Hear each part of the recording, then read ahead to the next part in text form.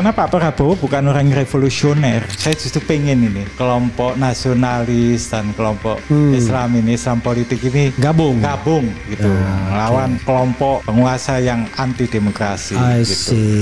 Belum jelas. Masih ada ketakutan dengan kekuatan Jokowi. Atau mungkin juga karena beliau tahu di sekitarnya ini 17 menteri lebih termasuk Wamen dan sebagainya masih banyak orang-orangnya Jokowi, termasuk Kapolri juga masih orangnya Jokowi, dia belum berani mengambil sikap.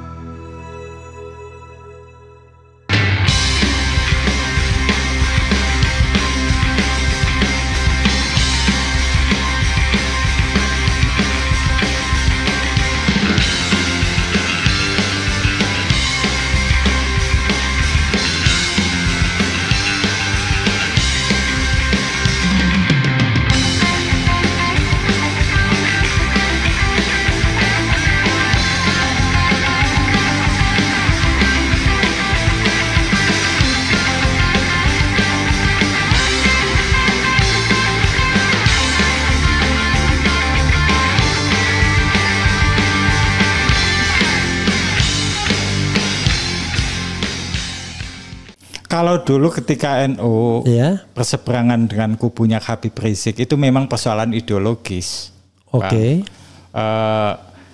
Dianggap kubunya Habib Rizik yaitu mau mendirikan negara khilafah itu. Apalagi waktu itu Habib Rizik kan gencar mengkampanyekan negara syariat gitu kan. Syariat Islam. Ya, syariat Islam itu loh. Istilahnya apa sih?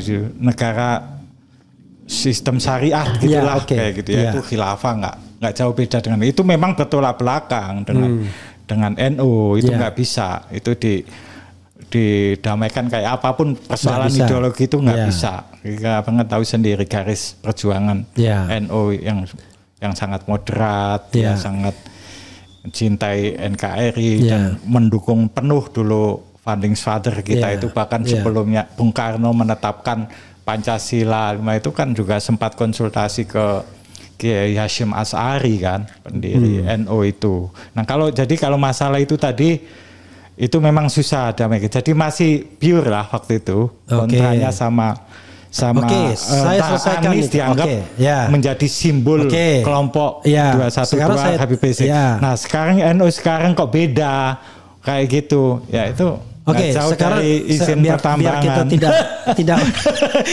dikasih permen tuh, gitu, dikasih permen. Ya, biar saya tidak terlalu bias ke NU. Saya tanya begini aja, di Pilpres 2024, ya kan? Kenapa Anda lebih suka membela? Misalnya Anda sendirilah.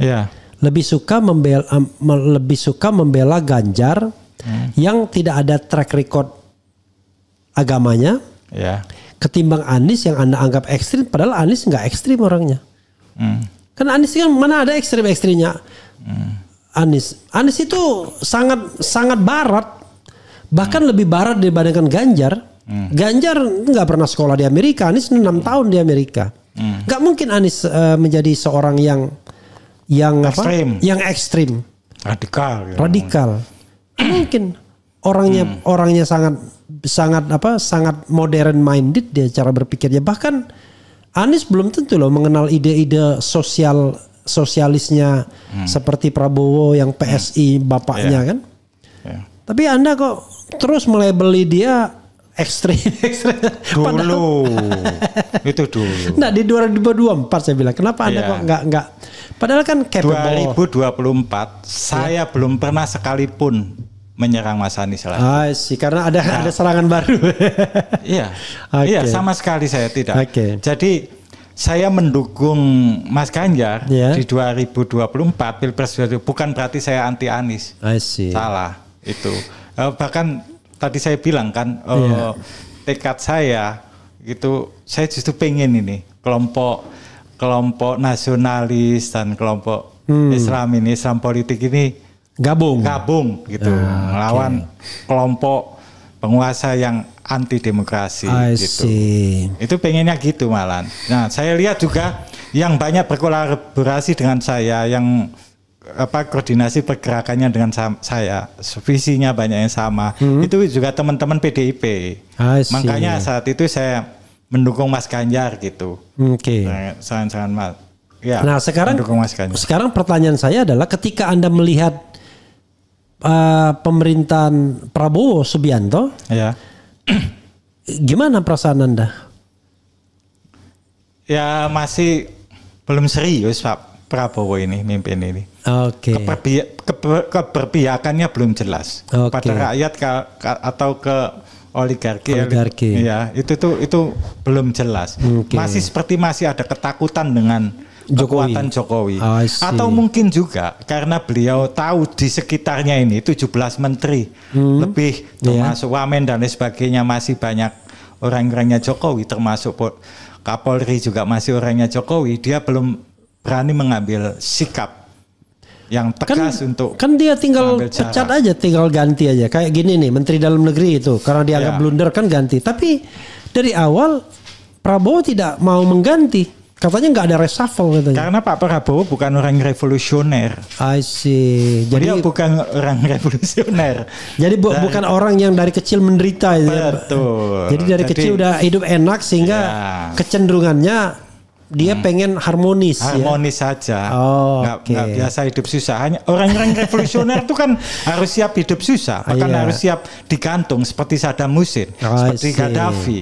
Walaupun dia pernah terusir dalam tanda kutip dari negara ini, tapi di Jordania jadi pengusaha dia. Iya, jadi pengusaha. Bukan hidup susah dia. Saya harap beliau juga mengingat jasanya Bu Mega yang mengajak beliau pulang ke Indonesia dulu. Itu gabunglah dengan kekuatannya Bu Mega.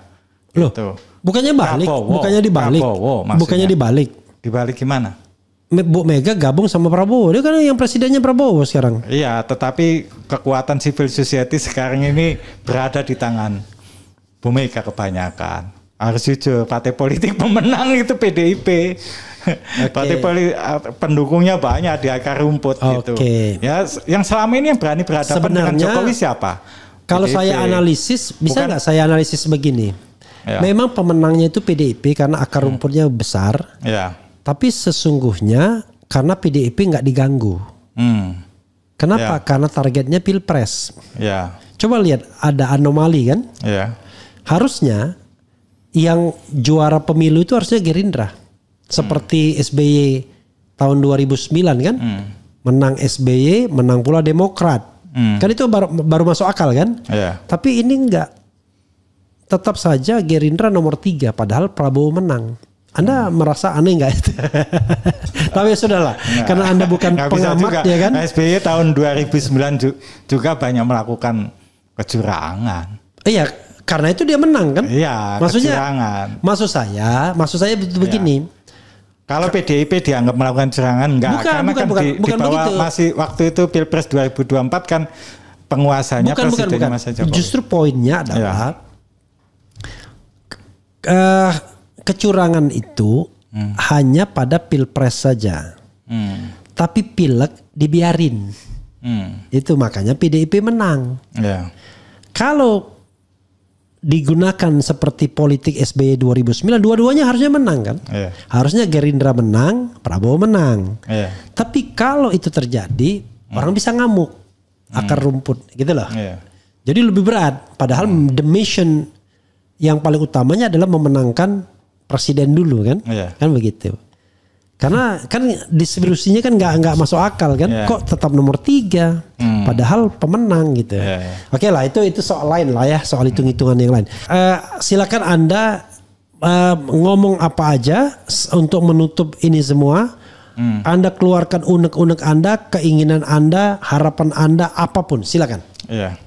Jadi saya sangat berharap banget di pemerintahan Pak Prabowo kali ini benar-benar tegas gitu ya untuk mendukung masyarakat ya, keadilan, memenuhi rasa keadilan masyarakat di dalam setiap mengkritisi perilaku politik Jokowi selama ini, karena selama ini kesannya itu Prabowo hanya pelanjut Jokowi saja gitu. Padahal kita ini sudah ibaratnya gitu, sudah memaafkan loh apa yang dilakukan oleh Pak Prabowo di tahun 97-98 waktu itu, kecuali keluarganya ya.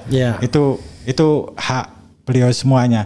Kita itu sudah tidak terlalu mempersoalkan hal itu, kejahatan-kejahatan Pak Prabowo masa lalu, karena beliau sudah jadi presiden kan, dan itu juga kehendak rakyat juga gitu. Kehendak nggak mau kita harus mendukung pemerintah yang sah gitu. Nah, mbok ya kayak begini nih Pak Prabowo sadar gitu bahwa apalagi di usia beliau yang seperti sekarang kan, harusnya husnul khotimah lah. Mulai sekarang ini bersikap tegas pada bandit-bandit negara yang dikendalikan oleh ketua geng Solo gitu kan, Big Boss mafia Solo gitu. Harus mulai tegas kayak ngadepin mereka ini gitu. Berani mengeluarkan menteri-menterinya yang tidak qualified, yang tidak cakap bekerja dan sebagainya, dan terindikasi melakukan perbuatan-perbuatan pidana kriminal seperti judi online, kayak gitu ya, terlibat dalam mafia pertambangan dan sebagainya, itu dikeluarkan, diganti orang-orang yang lebih kompeten. Masyarakat itu kan banyak, ada Bang Refli Harun juga ini kan lebih kompeten gitu kan, banyak daripada beberapa menteri yang nggak berdaya seperti sekarang ini dan hanya dijadikan sebagai operator politik Jokowi saja. Nah, ini harus segera diperbaiki semuanya oleh Pak Prabowo gitu, supaya beliau mendapatkan dukungan penuh oleh masyarakat gitu, bukan hanya di atas kertas tapi sungguh-sungguh gitu ya, dapat dukungan dari mayoritas masyarakat. Itu karena kalau nggak begitu pemerintah nggak akan bisa efektif bekerja gitu. Apalagi sekarang di tengah ancaman dunia sekarang itu kan krisis dan terjadi perangan di beberapa negara, terakhir sekarang kan Iran lawan Israel gitu kan. Terus Rusia lawan Ukraina yang belum selesai dan sebagainya. Yang ini nanti bisa lama-lama memicu perang nuklir, perang dunia ketiga. Kalau kita nggak siap semuanya itu kacau. Semua negara-negara sibuk semuanya berhadapan dengan luar, rakyatnya juga gitu. Indonesia sibuk saling berantem masalah Jokowi saja. Dan Pak Prabowo seperti belum menyadari itu persoalan utama sekarang itu Jokowi ini diselesaikan dulu. Itu tadi orang-orangnya disingkirkan dulu dari kekuasaan gitu. Baru kemudian Prabowo menjadi pemimpin yang benar-benar independen, terhormat, dapat dukungan penuh dari rakyat, dan itu baru bisa dengan mudah menyelesaikan persoalan-persoalan bangsa dan negara ini gitu. Kalau sekarang kan orang setengah-setengah juga dukung Pak Prabowo gitu. Karena masih ada keterkaitan dengan mafioso Solo itu. Gitu. Sobat daerah sekalian, kuncinya adalah segera buang orang-orang Jokowi yang masih ada di pemerintahan.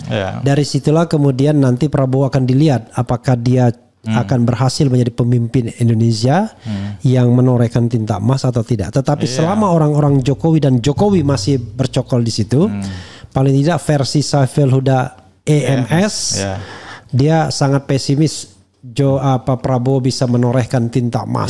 Sekarang kan kesannya masyarakat ke Pak Prabowo itu dia hanya ingin jadi presiden, dan ketika sudah jadi presiden selesai gitu, nggak melakukan apa-apa gitu. Hanya omon-omon gitu loh.